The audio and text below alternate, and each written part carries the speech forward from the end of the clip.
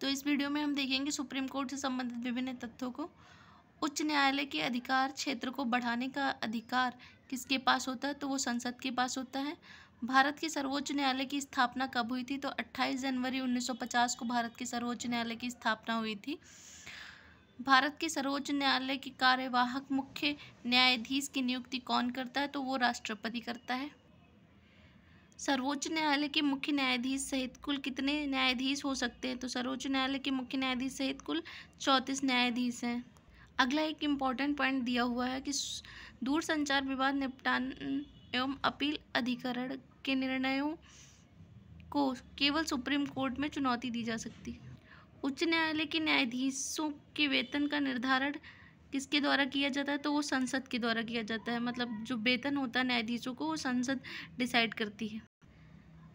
सर्वोच्च न्यायालय के न्यायाधीशों की नियुक्ति किसके द्वारा की जाती है? तो वो राष्ट्रपति के द्वारा की जाती है।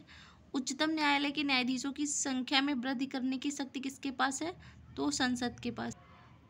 उच्चतम न्यायालय के न्यायाधीश किस प्रक्रिया के द्वारा हटाए जा सकते हैं? तो राष्ट्रपति के द्वारा संसद की अनुशंसा पर उच्चतम न्यायालय के न्यायाधीश को हटाया जा सकता है। एक सबसे इम्पॉर्टेंट पॉइंट इसमें दिया है कि सेवानिवृत्ति के बाद मतलब रिटायरमेंट जब हो जाता है उसके बाद सर्वोच्च न्यायालय के न्यायाधीश किसी भी न्यायालय में वकालत नहीं कर सकते। ये बहुत इंपॉर्टेंट पॉइंट। सामान्यतः उच्चतम न्यायालय सभी मामलों की सुनवाई नई दिल्ली में करता है, परंतु किसके अनुमोदन से वह किसी अन्य स्थान पर भी सुनवाई कर सकता है? तो अगर राष्ट्रपति का अनुमोदन हो तो वह किसी अन्य स्थान पर भी सुनवाई कर सकता है। सर्वोच्च न्यायालय के न्यायाधीशों की सेवानिवृत्ति की आयु कितनी होती है? तो 65 वर्ष होती है। भारतीय संविधान का कौन सा अनुच्छेद संवैधानिक विवाद में सर्वोच्च न्यायालय के अपीली क्षेत्राधिकार से संबंधित है? तो अनुच्छेद 134 है। उच्चतम न्यायालय के में संविधान के निर्वाचन से संबंधित मामलों की सुनवाई करने के लिए न्यायाधीशों की संख्या कम से कम कितनी होनी चाहिए? तो 5 होनी चाहिए। नीचे एक पॉइंट दिया हुआ है कि सुप्रीम कोर्ट के न्यायाधीशों के वेतन भत्ते और पेंशन जो है वो भारत की संचित निधि से दिए जाते हैं। आगे हम देखते हैं सर्वोच्च न्यायालय से संबंधित महत्वपूर्ण अनुच्छेद।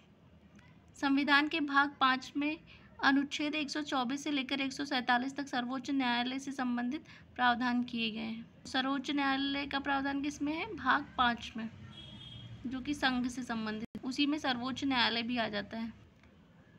अनुच्छेद 124 में सर्वोच्च न्यायालय की स्थापना एवं गठन संबंधित प्रावधान है। अगला है अनुच्छेद 126 के अंतर्गत कार्यकारी मुख्य न्यायाधीश की नियुक्ति की जाती है। तो अगर पूछ ले मुख्य न्यायाधीश की नियुक्ति किस अनुच्छेद के तहत की जाती है? तो 126 है।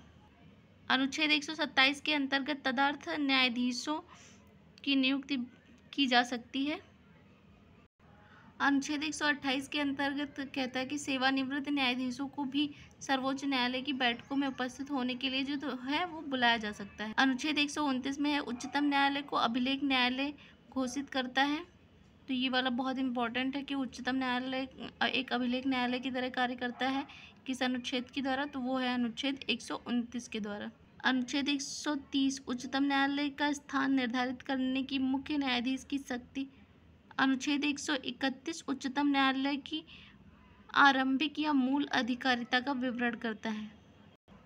अनुच्छेद 136 में अपील के लिए उच्चतम न्यायालय की विशेष अनुमति का प्रावधान है। अनुच्छेद 137 में उच्चतम न्यायालय की अपने निर्णयों के पुनर्विचार की शक्ति के बारे में उल्लेख है। आर्टिकल 141 के अनुसार उच्चतम न्यायालय द्वारा घोषित विधि सभी न्यायालयों पर बाध्यकारी होती है। आर्टिकल 143 में राष्ट्रपति की उच्चतम न्यायालय से परामर्श करने की शक्ति का वर्णन करता है। अनुच्छेद 145 के अंतर्गत उच्चतम न्यायालय को राष्ट्रपति के अनुमोदन से न्यायालय की कार्य पद्धति एवं प्रक्रिया को विनियमित करने के लिए नियम बनाने की शक्ति दी गई है। तो राष्ट्रपति की अनुमति से नियम बनाने की जो उच्चतम न्यायालय की शक्ति है वो किससे है? वो आर्टिकल 145 के अंतर्गत आती है। अनुच्छेद 146 के अंतर्गत उच्चतम न्यायालय के अधिकारियों एवं जो सेवकों की नियुक्ति संबंधी प्रावधान है।